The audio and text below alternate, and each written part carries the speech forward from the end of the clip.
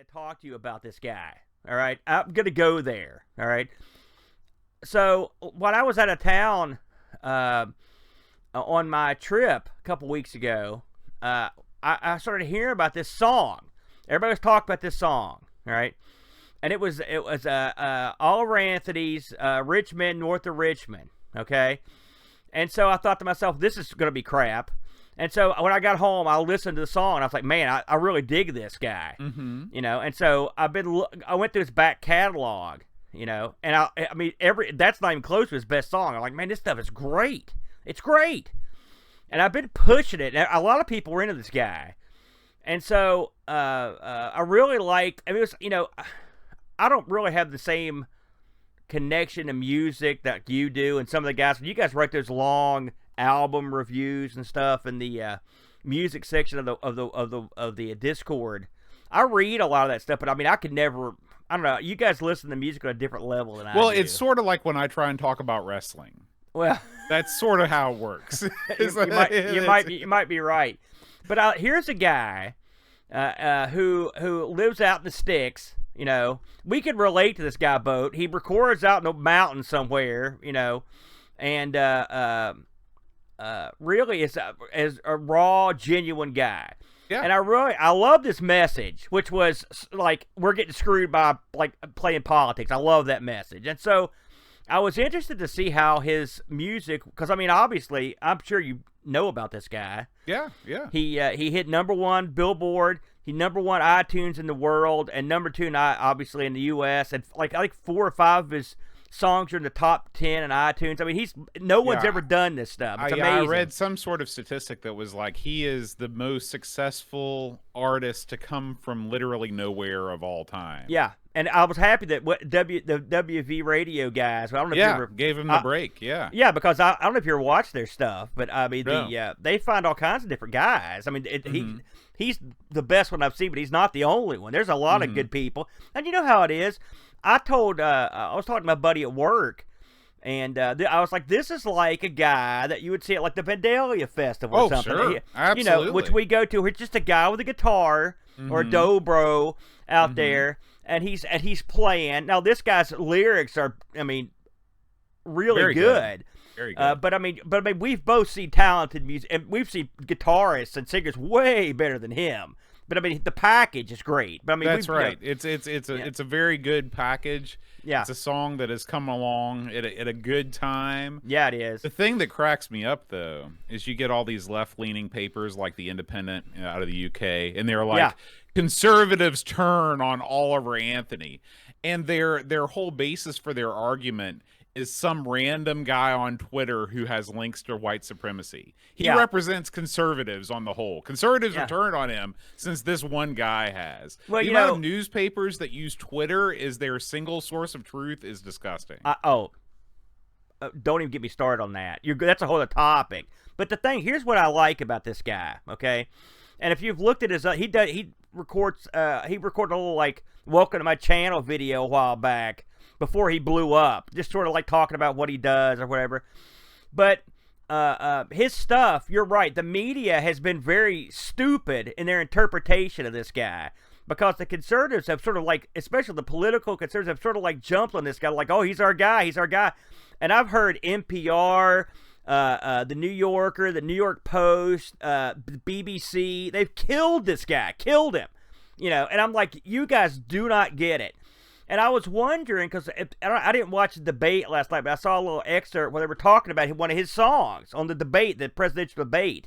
And I thought to myself, I wonder what the guy thinks about this, because if you listen to that song, it's an apolitical song. It doesn't like any politics. You know what it reminds me of? It reminds me of 1984 and Ronald Reagan using "Born in the USA" as part of his Morning in America campaign. It's like, did you not listen to the words? Oh yeah, they wanted to make. Remember when they wanted to make "Born to Run" the New Jersey theme, and part of the lyrics are, "It's a death trap, it's a suicide rap. We got to get out while we're young." Right. You know, but right before I came home from work and I sat down.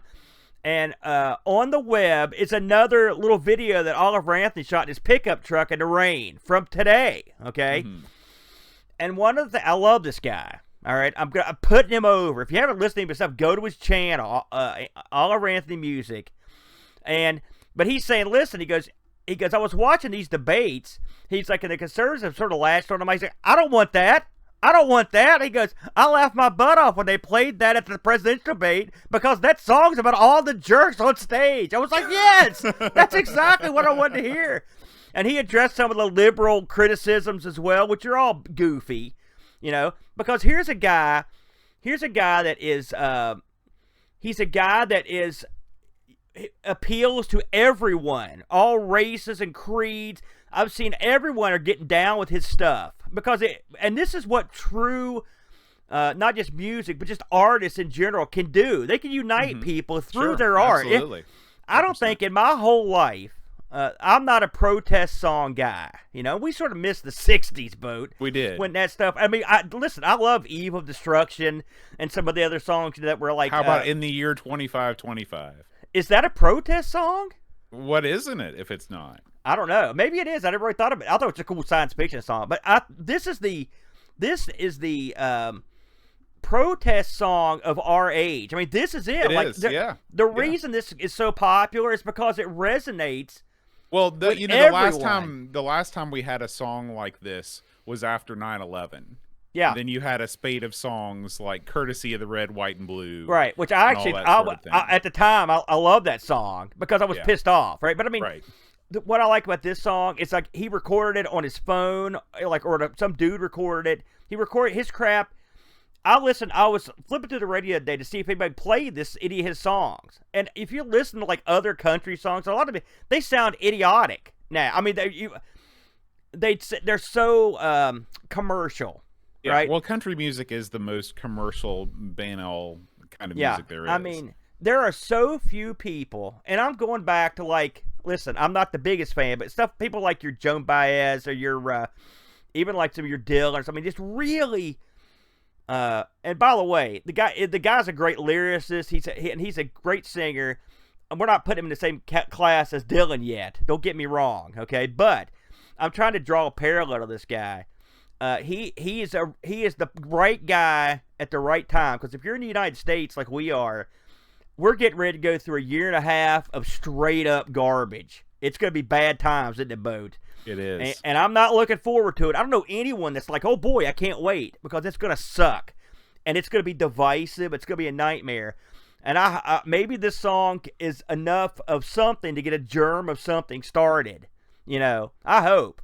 But if you haven't heard his stuff, like I said, I recommend it. But if you haven't heard of his other stuff, I'm telling you, this guy, that song he released, the big one, it's not even close to his best song. He's got a lot of great stuff. I'll have to check him out. I'll have to subscribe to his YouTube channel. You said that he posts stuff on there?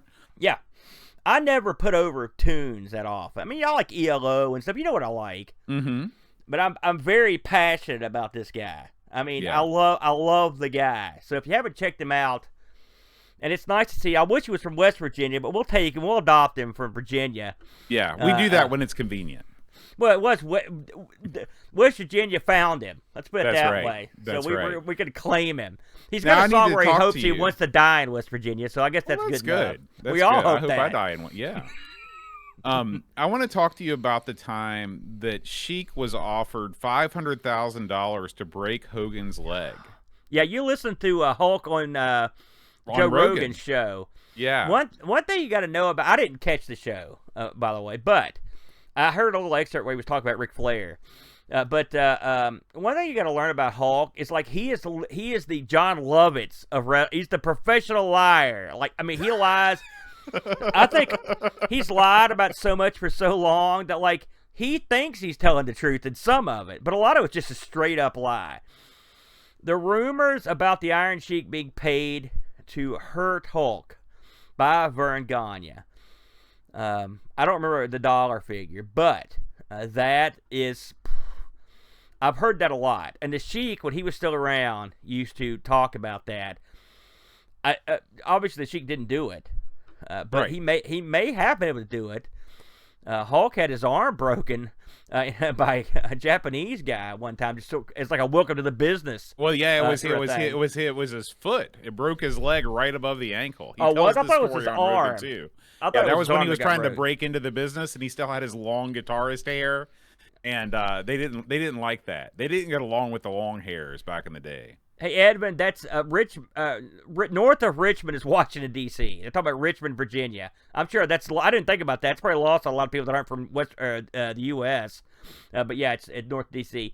You know, the funny thing about the Hulkster is, even when he lies, he does make it entertaining. Yeah, I mean, I listened to that whole 2-hour show, and I never listened to all of Rogan because it just goes on forever. Yeah, but I like Joe, but sometimes his deep dives are not interesting to me. Right, exactly. But you know, like you said, the Hulkster is good on the stick, as they say. You know, we got to. You know, I hate to break it down. We're going to break it down a minute because we lost 2 huge wrestling stars.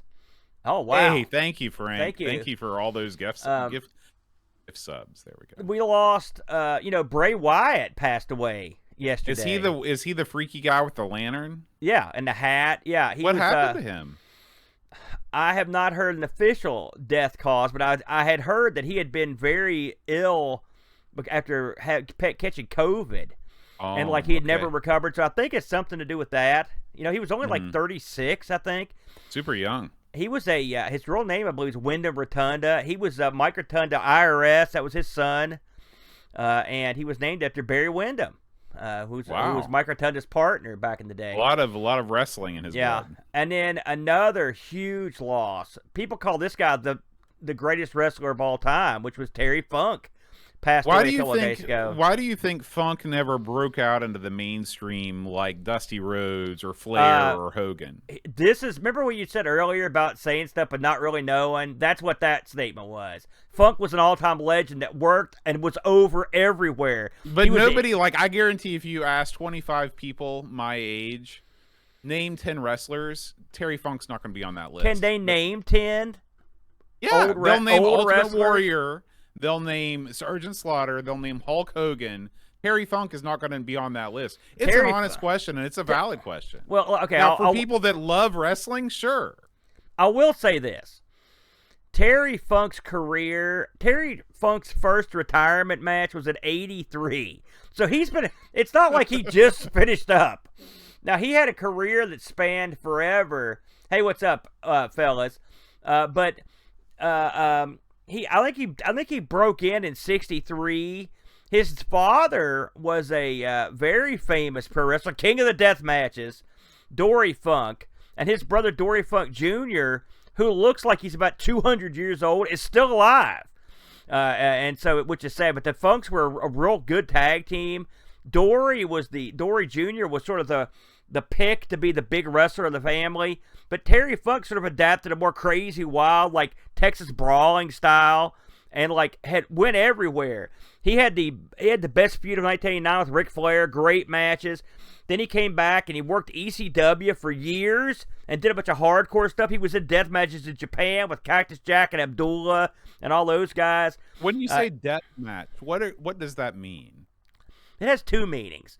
In the old days, a death match would be a match that would go on for like hours and basically have just no rules. A lot of brawling, right? That's the old... And Dory Funk Sr. would be king of the death matches of that era. Death matches that Terry Funk was in Japan would be your exploding barbed wire variety. Okay, your flaming cattle prod. And the extreme part of pro wrestling. That's right. Mm-hmm. And Terry Funk could work any style. Why? Well, his father and his grandfather owned the Amarillo territory, so he worked all over Texas as a youngster. So he worked with all the luchadors. He worked with all the Texans, all the people in California. Then he went to Japan. He's a legend in Japan. The Funks are legendary in Japan. Mm-hmm. And so he knows the Japanese style. He worked for WWF multiple times. He worked for WCW. He worked for the NWA. He worked for ECW. So this guy was he was, when you say the ultimate pro wrestler, you could make an argument it's him. But again, I mean, why did Vince not elevate him to the ranks of somebody like Hogan or Macho? Well, or Flair? I'll tell you why. By the time Vince took over, Terry Funk had already went past his second retirement. Oh, That's okay. why. So he was just ancient. He was just, and he stayed But around. he was hanging around forever. like he was at the Undertaker Mick Foley match. He was. He was also Chainsaw Charlie. People don't forget when Mick Foley, after Mick Foley won the world titles, Funk came back and they feuded for a while. He's old. He's really old. Yeah. It was, but he's a legendary guy. It was a shame that he passed away. He does not surpass Mr. Wrestling 2 in your eyes, right? Oh, he's leagues. His legend looms a lot larger than Wrestling 2. Wrestling 2 is more of a regional guy, where Terry Funk was like a worldwide guy. So yeah, he would be way, way bigger. He's up there with the Hulks. He's the one that got Hulk the job in Rocky 3. He's the one that recommended Stallone hire Hulk Hogan to be Thunderlips, which ultimately launched Hulk's career. Right, and I'm sure you've heard the story that Vince Sr. fired Hogan for doing the movie. He did. And, that's a shoot. Yeah, that's true. Yeah. And, Vince Sr. was out of touch, unfortunately. Yeah. And that's what happens. So this is our wrestling and music review, Boat. It's great. That's We're like glad you everyone's tuned into our Amiga podcast. That's like one of our insert disc twos. We have to put that up there, Boat. That was fun.